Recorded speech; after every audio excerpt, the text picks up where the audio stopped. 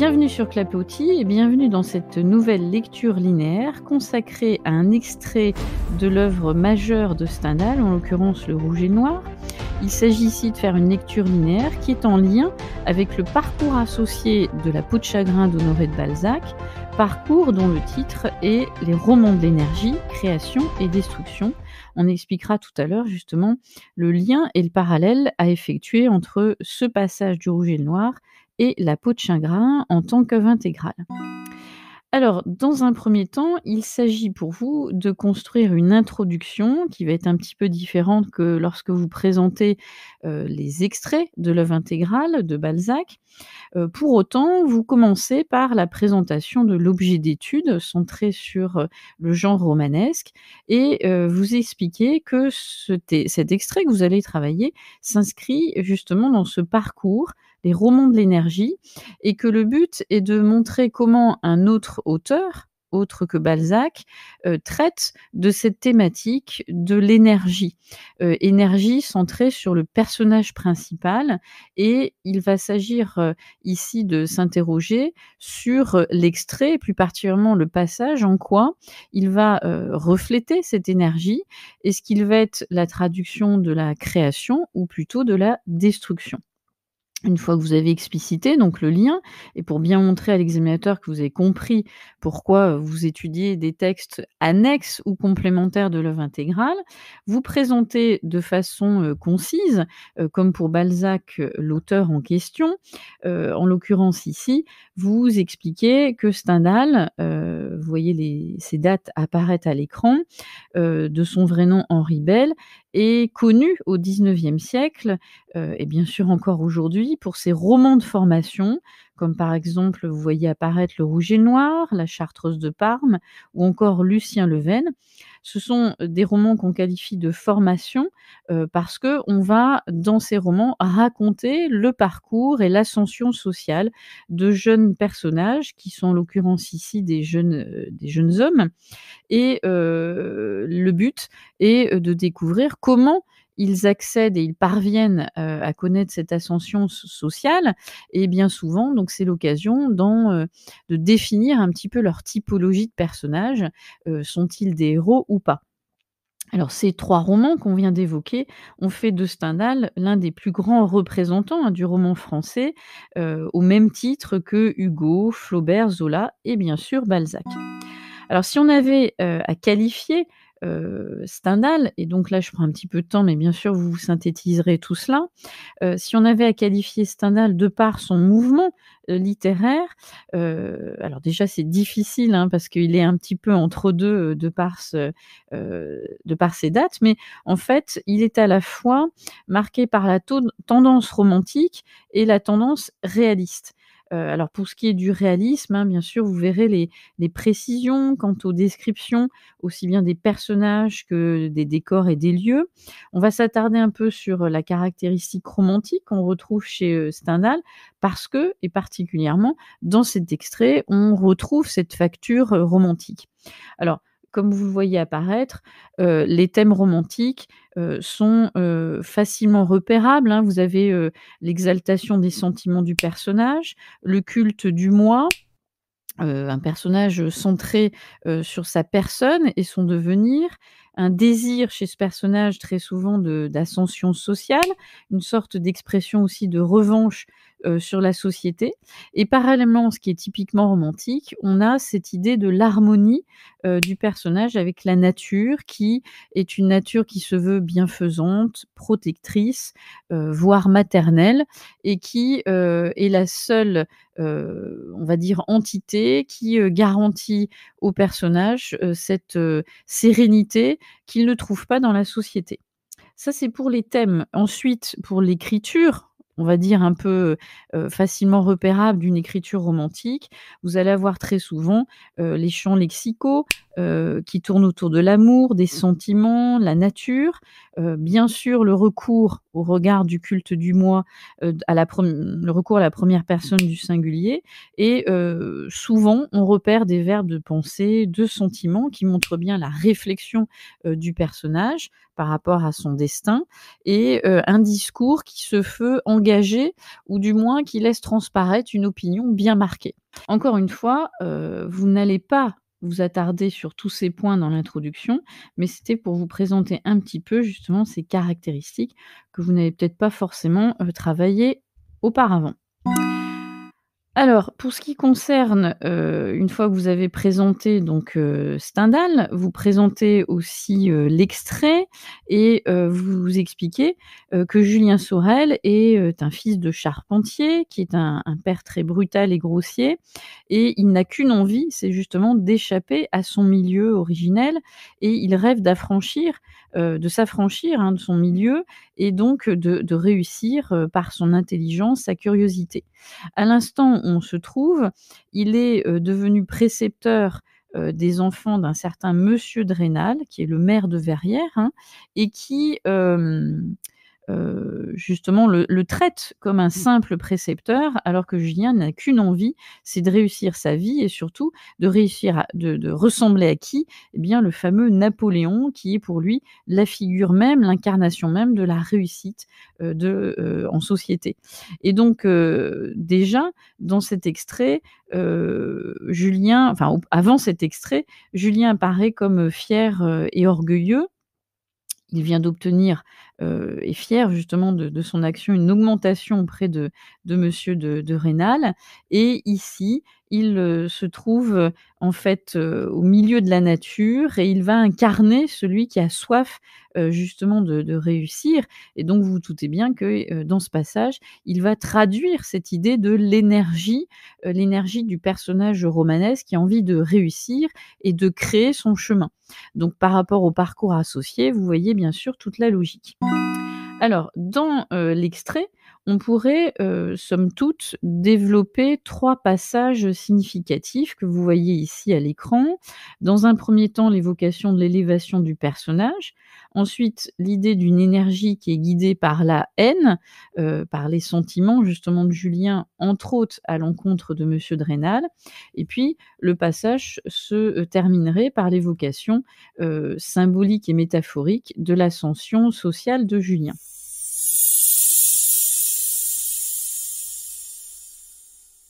Une fois que vous avez apporté tous ces éléments dans votre introduction, bien sûr, comme à votre habitude, n'oubliez pas d'effectuer la lecture expressive que vous aura indiquée au préalable votre examinateur lorsque vous serez arrivé dans la salle d'examen. Et cette lecture expressive, comme d'habitude, elle ne fait qu'à peu près 10 à 15 lignes et elle est bien sûr évaluée comme l'ensemble de votre exposé.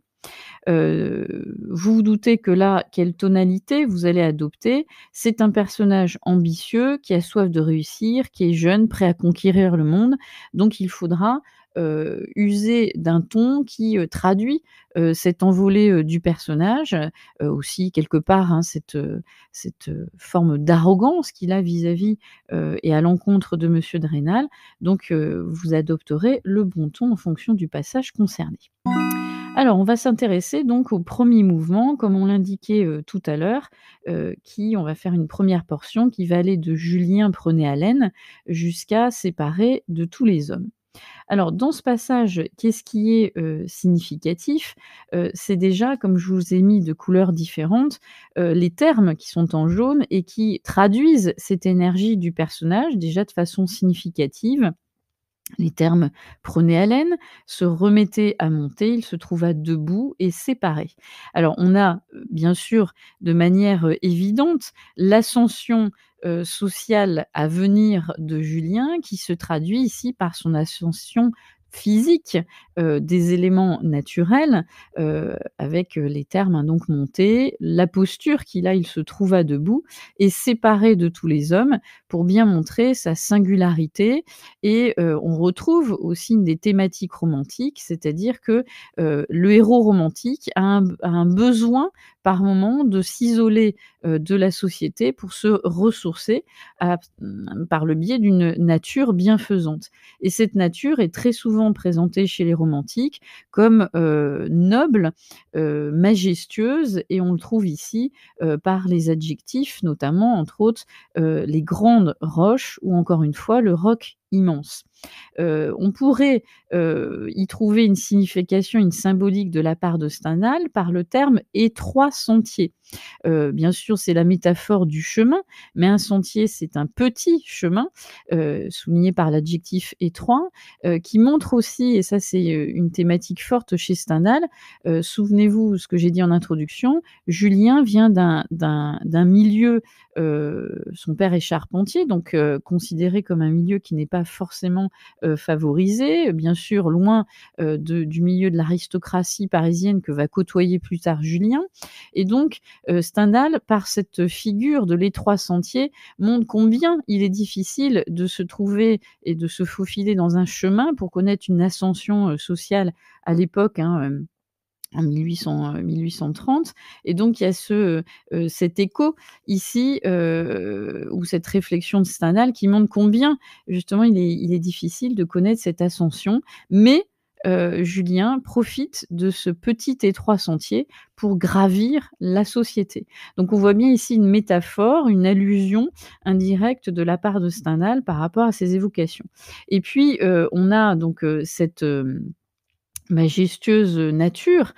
qui est évoquée, et on voit bien ici qu'on a, c'est la raison pour laquelle je vous le mets à l'écran, on a, cette, image, d'une nature,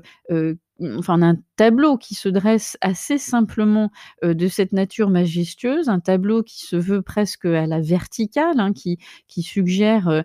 ces monts, ces altitudes,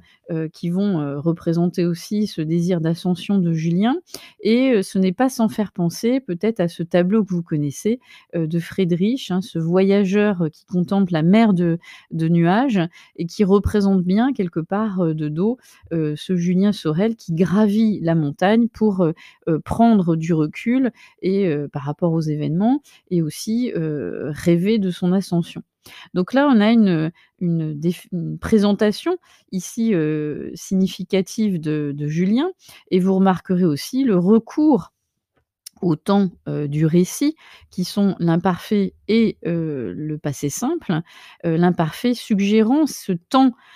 qui s'étire, de la contemplation, de la part de Julien, et le passé simple, il se trouva debout,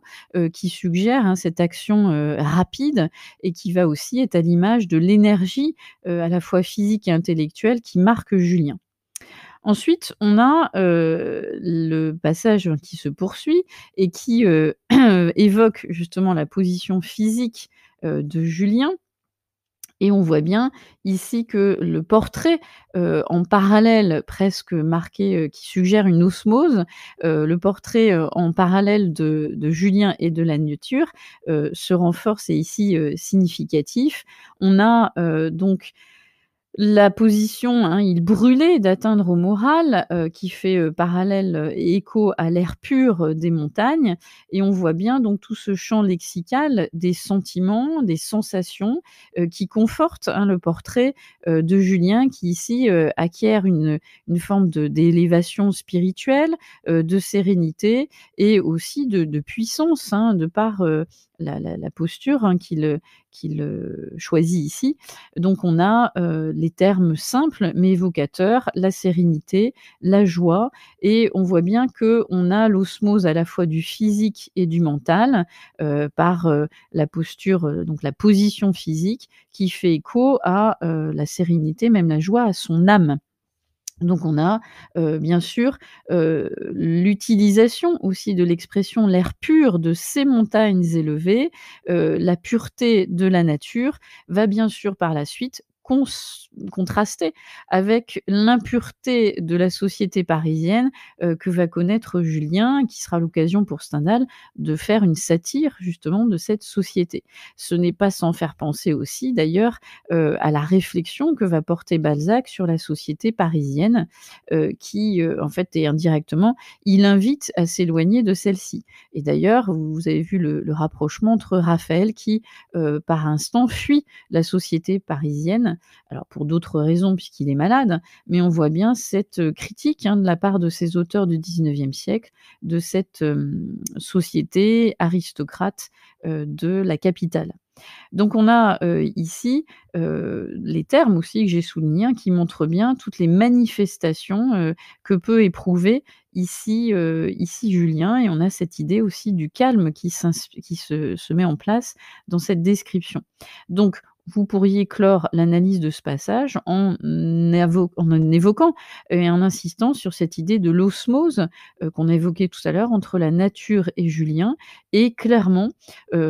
Stendhal inscrit ce passage dans une vision des plus romantiques par rapport à ce qu'on avait évoqué en introduction, c'est-à-dire ce mariage heureux entre le héros et la nature, qui apparaît ici comme majestueuse, mais aussi apaisante et réconfortant le personnage.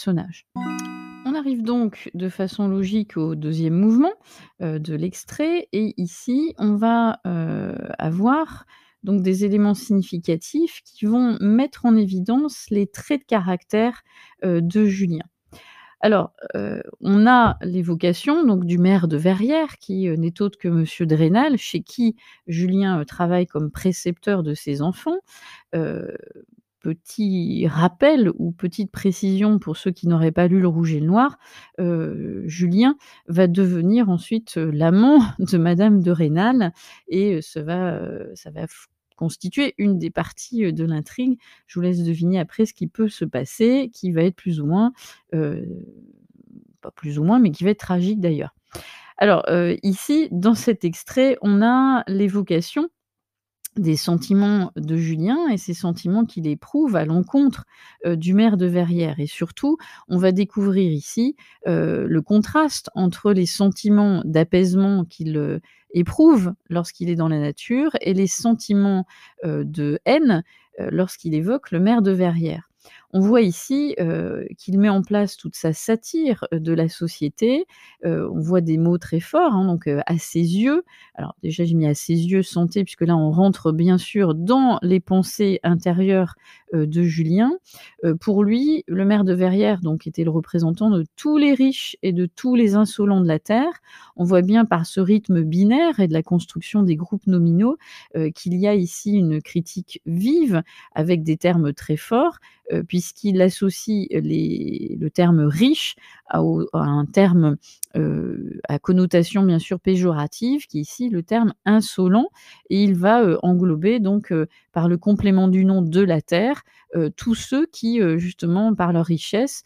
sont, des opposants, à ses yeux. On voit bien ici le recours au substantif, avec cette connotation très forte, que sont haine et violence, on comprend très rapidement les sentiments qu'il peut éprouver. Et ce qui est intéressant, c'est de voir ensuite la tournure, avec la proposition subordonnée hypothétique. S'il eût cessé de voir monsieur de Rênal en 8 jours, il l'eût oublié, lui, son château, ses chiens, ses enfants et toute sa famille. La tournure hypothétique, notez, et si, vous pouvez le suggérer, c'est bien, le recours au subjonctif plus que parfait. Cette tournure hypothétique montre bien qu'il éprouve de la haine, mais, il, est capable aussi de rapidement, oublier et effacer de sa mémoire toutes ces personnes qu'il considère comme, méprisables à ses yeux. Et on voit aussi, par l'énumération, après le pronom personnel lui, son château, ses chiens, ses enfants, sa famille, toute sa famille. On voit bien que le pronom possessif renvoie à cette idée de posséder, quelque chose, et on a, vous voyez bien le crescendo, plutôt le décrescendo. On évoque tous les biens matériels pour terminer, par, la famille, ce qui est, le plus précieux, et on voit bien ici, que, par ces termes-là et surtout leur organisation, Julien méprise monsieur de Verrières, le maire de Verrières, monsieur de Rênal, parce que justement il accorde plus d'importance à ses biens matériels qu'à ses biens familiaux. C'est aussi un des aspects, que critiquera Julien à la fin du roman, qui se rend compte que finalement, qu'est-ce qui est le plus important? C'est les sentiments et non pas ce que l'on obtient et ce que l'on a, on va dire en tant que bien matériel. Donc là, il y a, bien sûr, encore une fois, une critique, sous-jacente, de la part, de Stendhal, qui critique, toute cette, classe sociale qui, justement accorde beaucoup d'importance au paraître et non pas à l'être. Et on voit bien ici, les sentiments, qui parcourent, et qui traversent Julien. Alors ce qui est intéressant ici, c'est que, par le biais du monologue intérieur, donc on a accès aux pensées de Julien et on se rend compte ici, contrairement au passage précédent où on avait cette idée vraiment de l'énergie élévatrice de la part de la nature, hein, qui a insufflé cette énergie et ce dynamisme à Julien, on a ici, le retour dans la société et l'évocation des relations sociales qu'a Julien et notamment avec monsieur de Rênal et on a une énergie qui se veut plutôt destructrice. Alors pas au sens, il veut détruire monsieur de Rênal, mais il veut faire, du chantage, à son égard et c'est un chantage financier ici qu'il évoque d'ailleurs par les termes, les fameux 50 écus. Il a une énergie ici de revanche qui se traduit aussi par les tournures exclamatives. Quoi? Plus de 50 écus par an? Il annonce ici, il affiche, fièrement une victoire puisqu'effectivement précédemment, il a obtenu une augmentation, de la part, de monsieur, de Rênal qui n'est pas, négligeable puisque 50 écus à l'époque, hein, ça représente plus de à peu près 5 500 €. C'est une victoire, financière qui va être une victoire avant la victoire morale puisqu'il, s'impose ici, auprès de monsieur de Rênal. Alors, il y a aussi ici, dans son discours, un instant auparavant, je m'étais tiré du plus grand danger. Là, on a, aussi l'évocation de l'énergie, du personnage romantique qui effectivement, va, dépasser, les tourments et les obstacles. Bien sûr, sans avoir lu le livre, hein, ça n'évoque pas, grand-chose, mais il faut savoir que juste avant ce passage, madame de Rênal, avait trouvé justement dans ses affaires, la fameuse, enfin le fameux portrait de Napoléon. Napoléon, c'est l'idole, hein, de Julien, mais qui pose problème puisque monsieur de Rênal est contre Napoléon. C'est plutôt,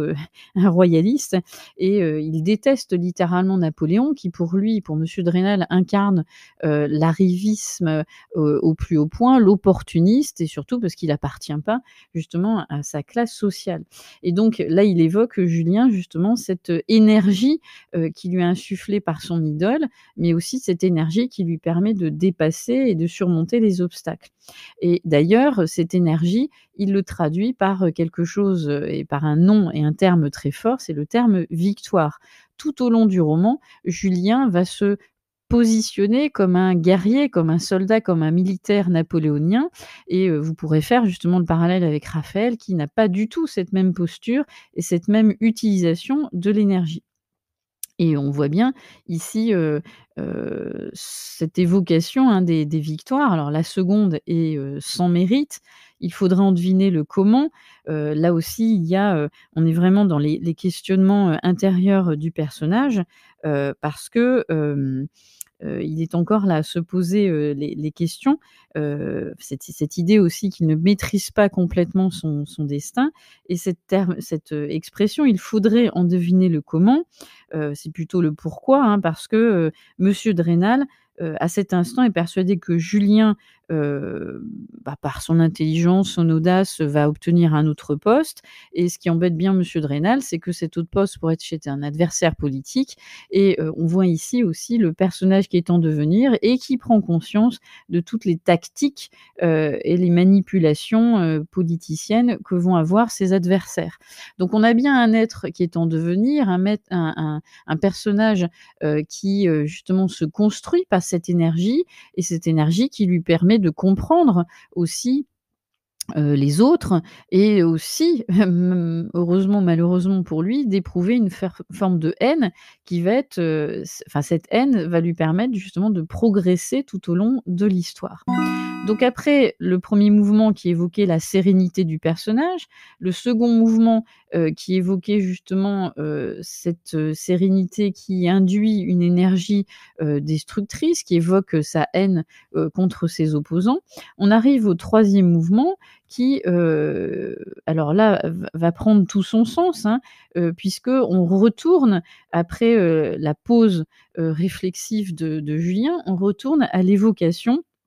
de Julien qui est dans ce, milieu naturel et là, vous avez, quelque chose de significatif qui va se mettre en place. On retrouve, l'osmose qu'il y a entre la nature et Julien. On retrouve l'évocation du grand rocher et puis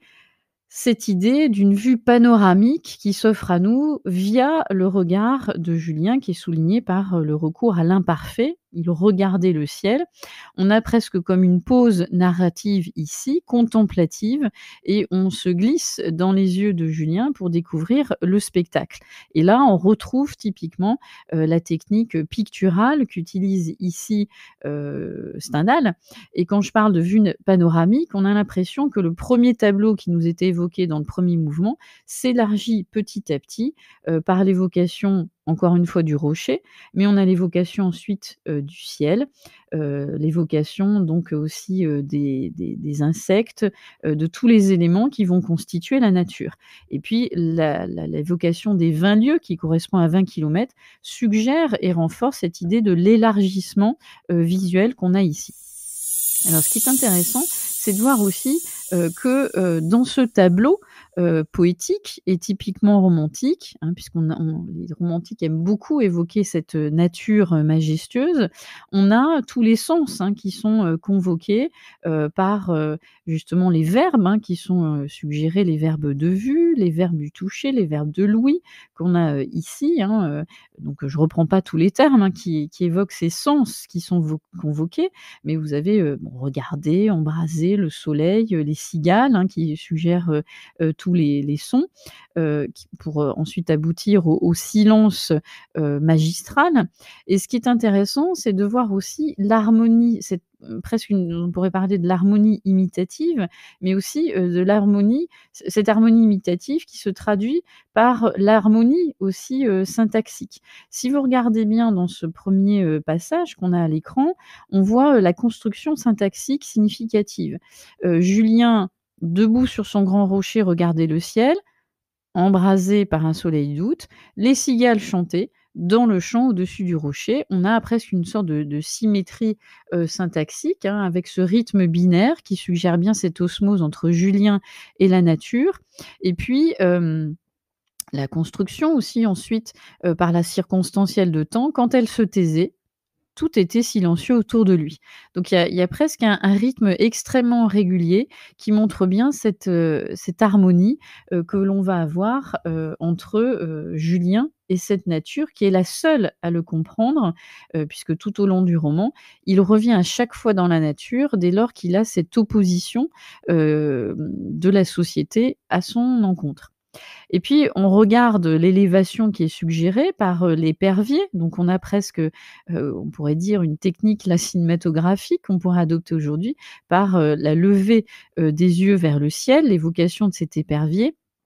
On a, de nouveau le retour de l'adjectif grande, hein, qui a été utilisé plusieurs fois, les grandes roches au-dessus de sa tête et ici donc cet élargissement du tableau va prendre ici toute sa symbolique puisqu'on a l'évocation, de l'épervier,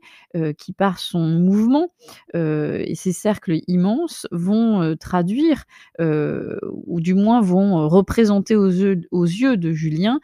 cette, idée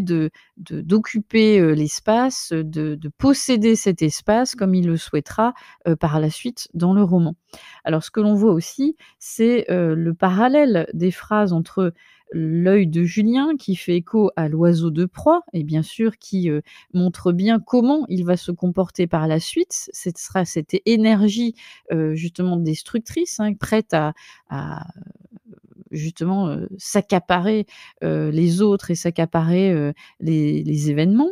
Donc, il y a cette idée, c'est déjà de l'annonce du comportement qu'aura Julien par la suite, dans l'histoire, et on voit bien donc cette construction symétrique, avec, le complément du nom de Julien de Proie, qui annonce la posture qu'il aura, par la suite. Et puis, on voit bien aussi, le jeu des, adjectifs tranquille et puissant, qui revient et renvoie avec cette idée de l'énergie, hein, de la création et de la destruction. Julien, effectivement, se révélera être un personnage à la fois tranquille et puissant, hein, dès lors qu'il, connaîtra son ascension, sociale. Et puis on voit bien, encore une fois, le parallélisme binaire, hein. Il enviait cette force, il enviait cet isolement. On a, donc une construction symétrique, un parallélisme syntaxique, qui est marqué par le terme envier, le verbe envier, qui montre bien aussi, ce personnage qui était marqué tout à l'heure par la haine, mais ici qui est marqué par l'envie, de réussir, donc encore une fois cette énergie, mais qui, induit par l'utilisation de cette force et cet isolement, le tiraillement que va connaître par la suite, Julien. C'est un personnage qui est marqué par une énergie de vouloir réussir et de prouver aux autres ce qu'il est, même s'il vient de très bas, et en même temps, dans le roman, il va manifester à plusieurs instants ce désir de s'écarter,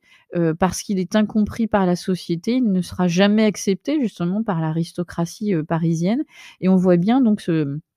cette énergie qui rejoint tout à fait l'idée du parcours associé entre création et destruction, hein, ce qui montre cette ambivalence, du personnage. Là, on pourrait rapprocher pour le coup Raphaël de Julien, qui sont 2 jeunes héros, tiraillés et torturés. Et puis, on voit bien ici le passage, hein, qui se clôt par, cette formidable phrase: «C'était la destinée de Napoléon. Serait-ce un jour la sienne?» Donc là, on retrouve et on retourne dans les pensées, de Julien, qui se compare à son héros, ce personnage, hein, justement, magistral, de Napoléon, et cette tournure interrogative qui montre tout le doute et tout le tiraillement du personnage. Justement, est-ce que lui connaîtra le même destin, heu, héroïque et tragique que Napoléon? Et bien sûr, si vous avez la curiosité, allez voir, la suite du roman. Donc on voit bien dans ce dernier mouvement qu'on retrouve l'élévation, de Julien, qui correspond à son désir d'ascension sociale, ici traduit par, l'évocation de la nature. On a vraiment un passage extrêmement métaphorique, que comprend rapidement le lecteur, hein. Et dans votre conclusion, vous rappellerez justement, ici, qu'on a affaire à un héros typiquement, romantique, qui est marqué par cette énergie, de vouloir réussir, mais en même temps tiraillé par sa haine de certains représentants, de la société. Mais dans le roman, hein, cette haine va lui permettre justement de connaître cette ascension, et bien sûr, vous ferez le parallèle avec Raphaël en établissant leurs points communs et leurs différences,